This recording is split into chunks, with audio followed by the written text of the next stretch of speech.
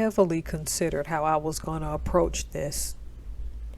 And my approach was going to be a twinge of sarcasm, or something like a mixture of sadness. But I'm just going to keep this as even keeled as possible. I have no problem with Scotus's decision on this. As a person who has up to a master's level degree, and I'm not saying this because I'm not working in the field that I got my master's in, although I'll be making six figures or be approaching the six figures on my current job by this time in 2025 because I'm in an internship. Maybe early 2026. Lord willing and the creek don't rise.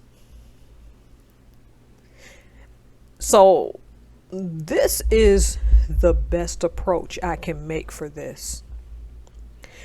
Pardon my noise in the background. It's not that often that you won't hear my dishwasher running. We thought this thing was quiet. At least it's quieter than the last one I owned. But that has nothing to do with the story. Let me get to it.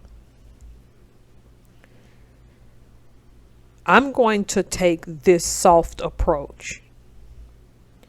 I stand by what I just said less than a minute ago, that I am pleased with Scotus's decision based on this article. We all do some crazy stuff or some impulsive stuff when we're young, right? I'm not going to discuss the bad things we do that catch up with us later on. I'm going to discuss the bad things we do that at the time seemed like good things because we were trying to build our careers and do better. So what people tend to do is get themselves stuck in doing something on impulse because at the time that thing seemed like the right thing to do. Either it was peer pressure, it was pressure from your parents because they want you to be something based on the fact that either they had these degrees or they had nothing, and you watch them struggle and you listen to them and they're right. Maybe you made that decision just based on yourself. A degree to you equaled security because for decades that was true to a certain degree. And it held true that a nice degree got you the pie in the sky. I get it.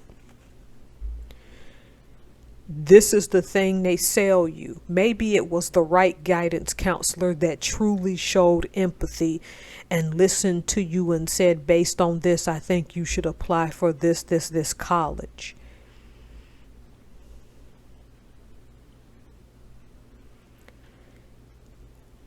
Here's the thing.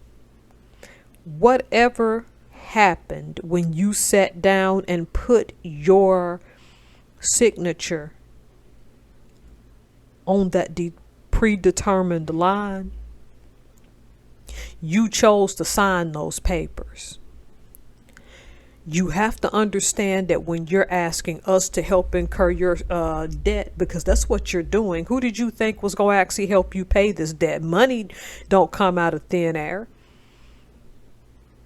These debts have to be paid some type of way. And right now, with what's going on, I knew this decision was coming. Honestly, who did y'all think was going to pay for this, boo-boo? Look, I harbor no illusions that college is not hard to pay for because the $12,000 plus, well, I would say it was less than $13,000 that I paid for my master's from American and Public University came out of pocket, and I had to put on credit cards. It's all been paid off. I just saved the money and most of the time made some sacrifices the first week of school when I needed to.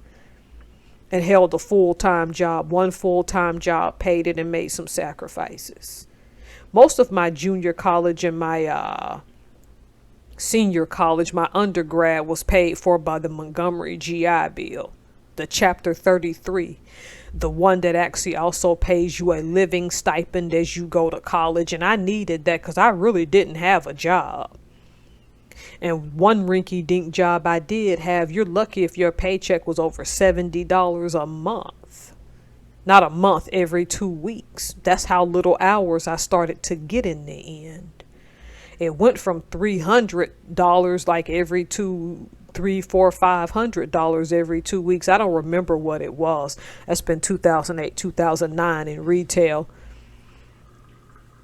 to only getting $60 because you only worked 1 or 2 shifts and you barely worked that.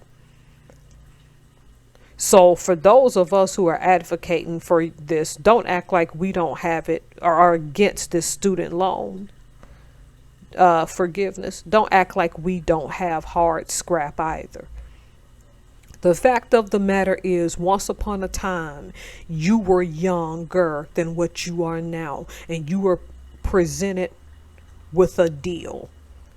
And for a lot of you, a bad deal, because you weren't given the magnitude of what student debt actually entailed, the interest that occurs, that kills on your so-called American dream, if you believe there's such thing, because I don't.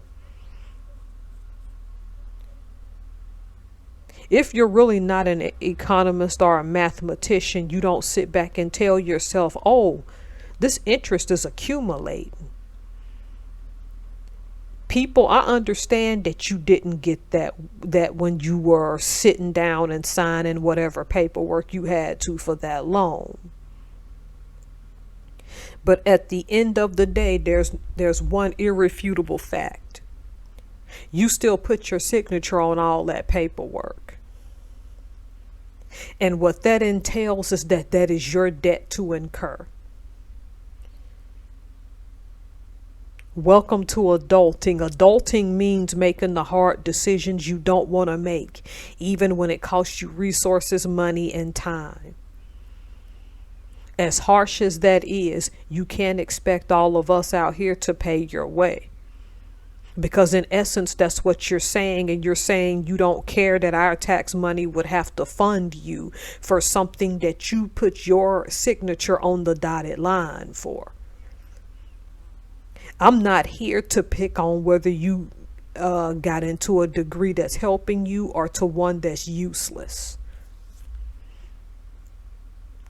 I got degrees and still got to go get side hustles.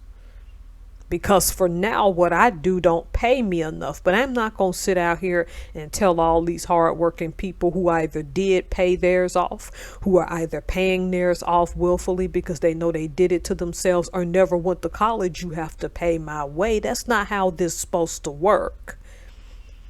Again, adulting means making the hard decisions that you didn't want to make in order to provide what you thought would have been a better future. I get that college, or what you call in Europe, or rest of the world, university, or uni as y'all call it, was a waste for some of you, or a lot of you.